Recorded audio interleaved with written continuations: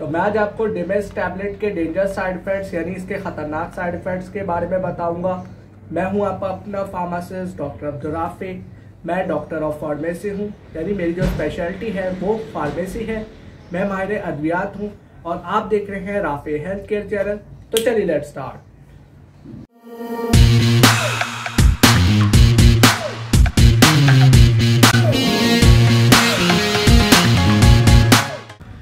इसका जो brand name है वो डायमिस है और जो इसके जेनेरिक एक्टिव फार्मास्यूटिकल इंग्रेडिएंट है वो डिक्लोफेनेक सोडियम है और मीज़ोप्रोस्टोल है।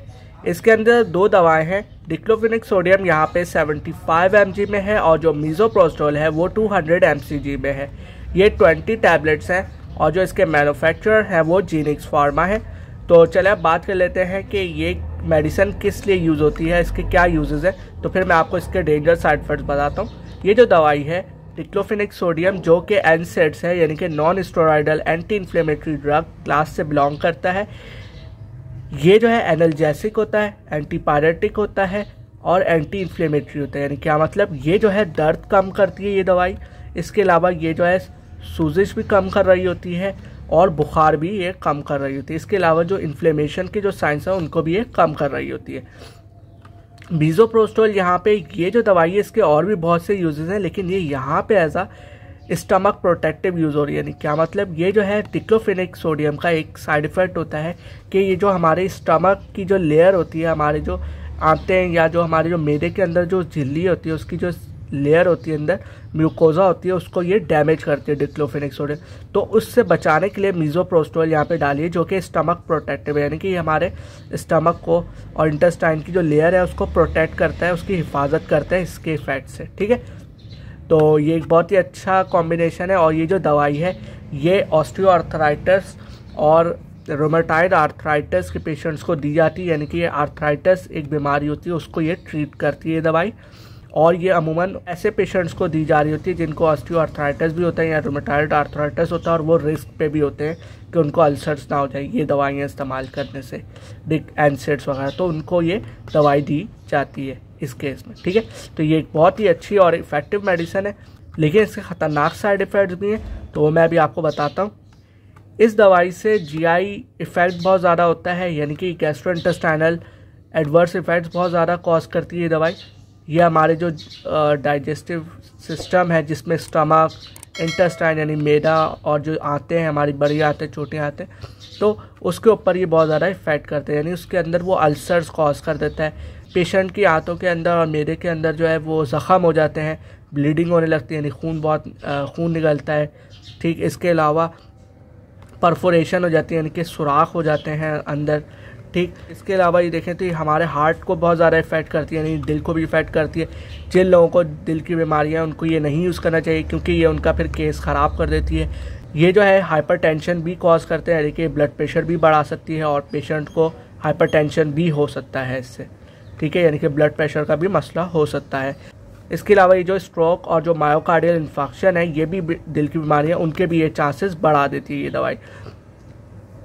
ये फ्लूइड रिटेंशन भी करती है, यानी कि जो पेशेंट है उसकी बॉडी के अंदर, ऑर्गन के अंदर जो है पानी जो है वो एक्यूमुलेट होने लगता है, एडिमा कर सकती है, जो कि होता ही एक्यूमुलेशन ऑफ फ्लूइड है।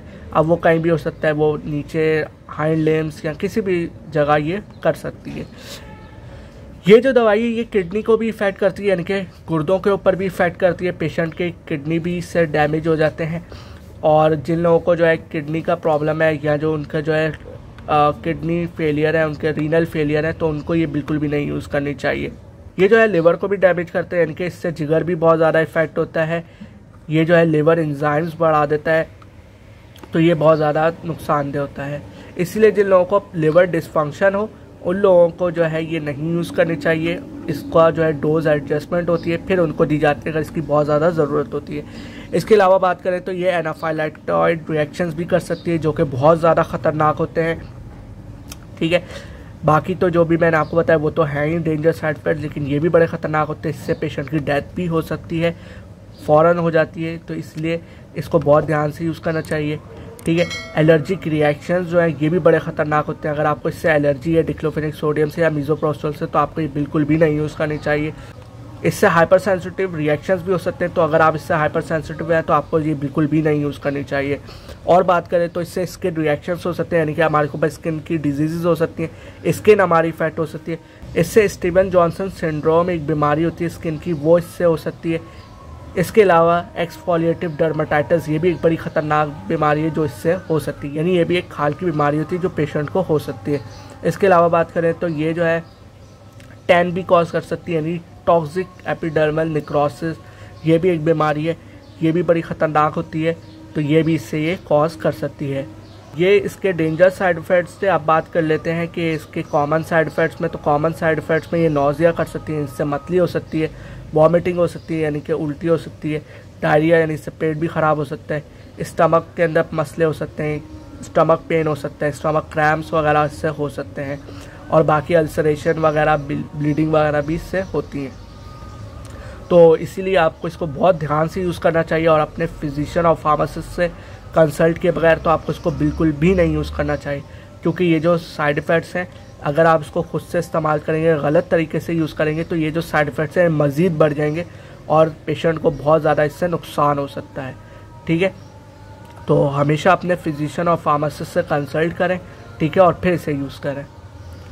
और इस पर लिखा हुआ भी है, मैं अगर आपको दिखाऊं, as directed by the physician, यानी अपने डॉक्टर की हिदायत के मुताबिक इस्तेमाल करें। तो इस पर तो लिखा हुआ ही है कि इसको आपने खुद से तो इस्तेमाल करना ही नहीं है। ठीक है, अब बात कर लेते हैं कि अगर इसके इतने साइड इफ़ेक्ट्स हैं तो फिर हम इसको यूज़ क्यों करें। तो भाई इसका आंसर बहुत ही आसान है, वो ये कि ये दवाई बहुत ही अच्छी दवाई है। क्यों? क्योंकि ये ऑस्टियो आर्थराइटिस और जो रोमेटाइड आर्थराइटिस है उसको बहुत अच्छे से ये ट्रीट करती है।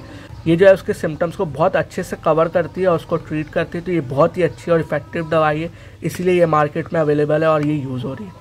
ये जो साइड इफ़ेक्ट्स हैं ये ज़रूरी नहीं है ये आपको सारे हों, इनमें से आपको कुछ भी हो सकते हैं और हो सकता है आपको इससे भी ज़्यादा साइड इफ़ेक्ट्स हो। ठीक है, तो ये पेशेंट टू पेशेंट भी वेरी कर रहा होता है और डिपेंड कर रहा होता है कि आप इसको किस तरह यूज़ कर रहे हैं। अगर आप इसको गलत तरीके से यूज़ करेंगे, बहुत ज़्यादा अरसे तक यूज़ करेंगे, तो फिर आपको इससे बहुत ज़्यादा साइड इफ़ेक्ट्स होंगे, बल्कि इससे भी ज़्यादा साइड इफ़ेक्ट्स होंगे। ओके, तो मैं उम्मीद करता हूँ कि आपको इस वीडियो से फ़ायदा हुआ होगा। मेरे चैनल को लाजमन सब्सक्राइब कर लीजिएगा, और अगर आपको ये वीडियो अच्छी लगे तो इसको लाइक और शेयर करना मत भूलिएगा।